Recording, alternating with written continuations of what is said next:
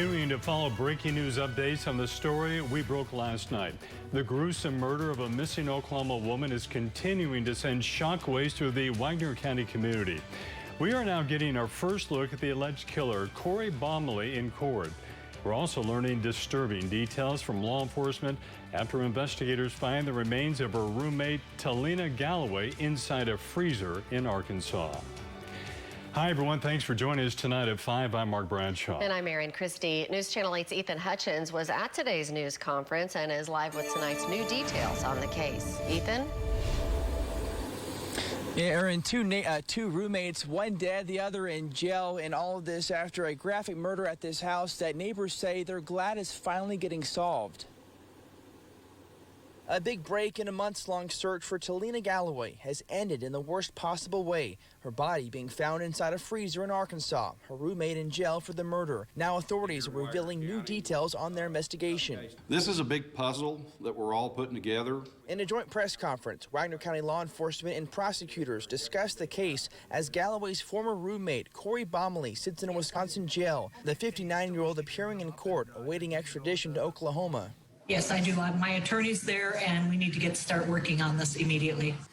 And it's always heartbreaking when you have to pick up the phone and you have to tell a family that that missing person is deceased. Galloway had been missing since last April. Baumley reported her missing and was arrested last June in connection to the disappearance, but bonded out.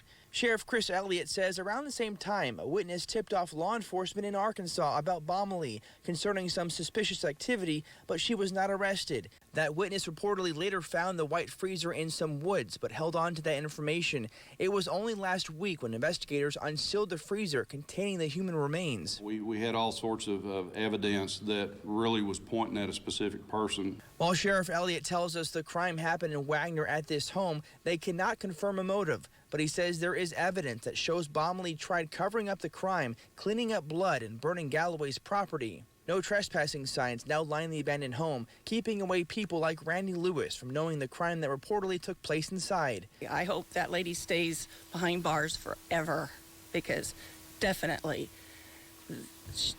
she's evil. Lewis, one of the many neighbors in this small community, shocked about the details, but thankful that Baumley is behind bars.